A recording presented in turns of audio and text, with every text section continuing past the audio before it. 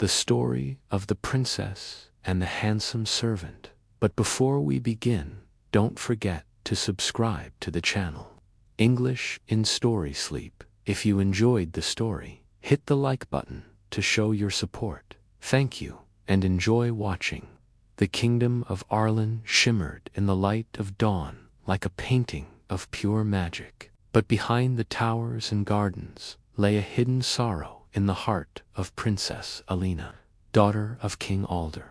Everyone saw her as a symbol of beauty and grace, yet she felt more like a prisoner of the crown than its heir.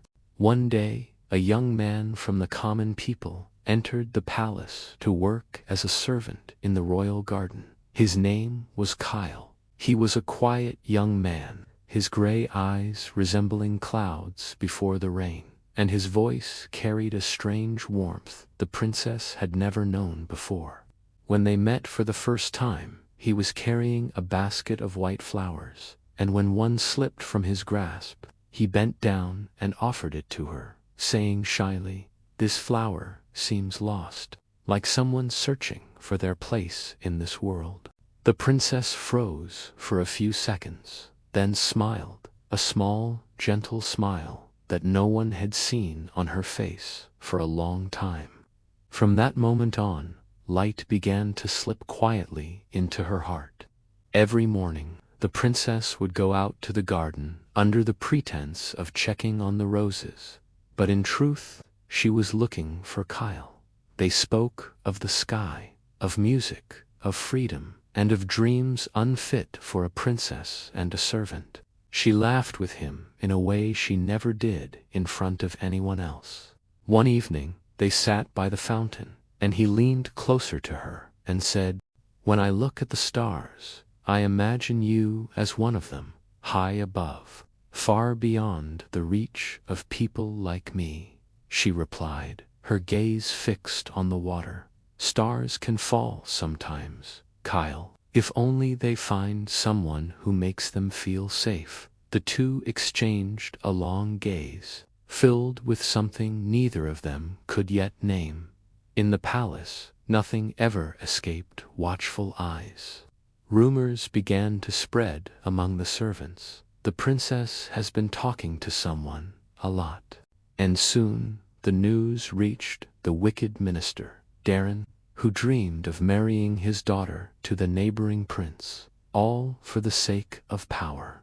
Darren decided to watch them himself. On a quiet night, when the princess slipped into the garden to meet Kyle, Darren watched from afar, the moonlight glimmering on their faces, a soft laugh echoing among the rose bushes. Darren smirked wickedly and muttered to himself, "I've found the king's weakness, his daughter."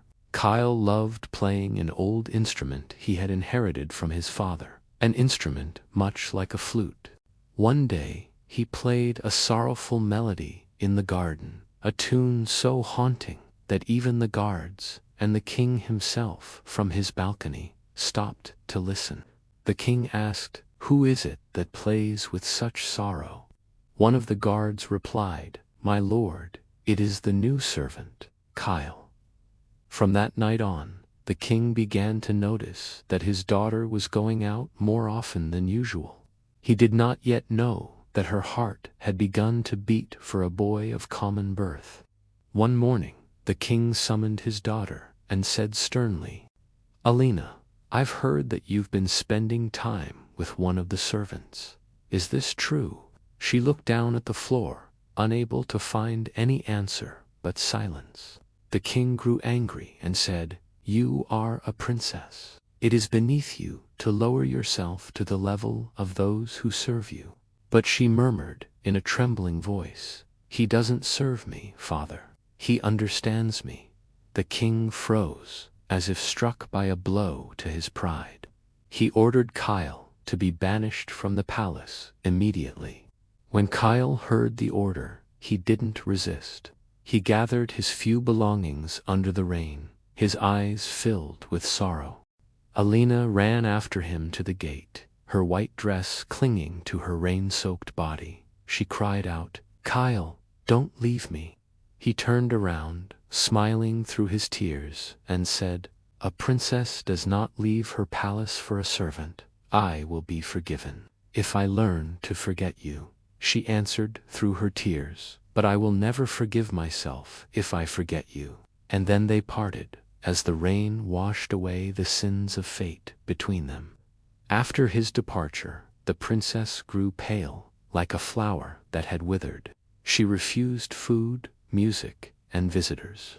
As for Kyle, he moved to a small village, working in the fields and playing the same melody every evening, the melody of the princess. And every night he looks up at the moon and whispers, "If only I could see you once more." But fate had far more in store for them than either could have imagined.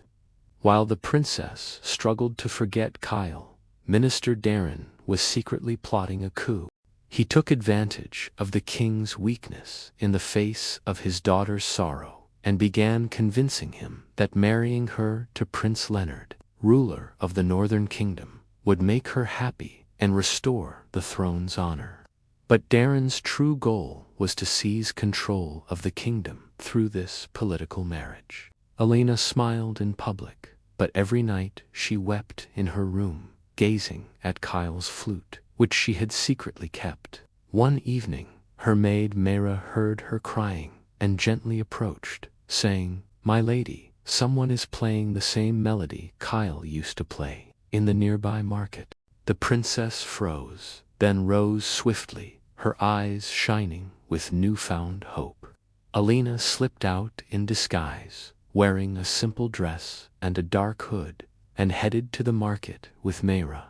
In a small corner, near a musician wearing a gray coat, she heard their melody, the one that belonged only to them. She approached with slow, trembling steps until she lifted her eyes to him.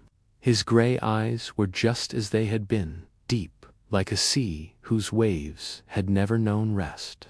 Kyle stopped playing, froze for a moment, then murmured, "Alina, is this a dream?" She answered, tears streaming down her cheeks. "If this is a dream, then I never want to wake up." He embraced her with longing, but their moment didn't last. The minister's men had been watching the market. They seized Kyle by force and dragged him before the crowd, accusing him of attempting to abduct the princess. The princess screamed, trying to defend him, but the orders were strict. Whoever lays a hand on the princess will be executed. Kyle was thrown into a dark cell, his hands bound. The wound on his face was bleeding, but it was his heart that hurt the most. He sat there, playing on a broken flute the melody that had once bound their hearts together. That night, Alina sneaked into the dungeon, disguised in a guard's uniform, with Myra's help. When he saw her, he stood in disbelief. "Why did you come?" "They'll kill you if they find out," she answered in a firm tone. "I'd rather die with you than live without you." She reached out her hand to him and whispered, "We'll escape tonight. There's an old tunnel beneath the palace. My mother used it during the war." Under the moonlight, the two slipped through the old stone passage, while the shouts of guards echoed above them. Their steps were quick, and their hearts pounded like drums of danger. Suddenly, a massive stone fell, sealing the path behind them. Kyle turned and said, "There's no turning back now." Alina ran ahead, clutching his hand tightly until they emerged into the forest.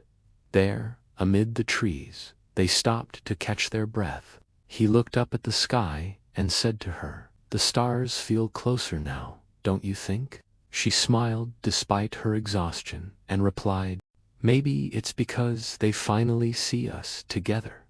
They reached a small village at the edge of the kingdom.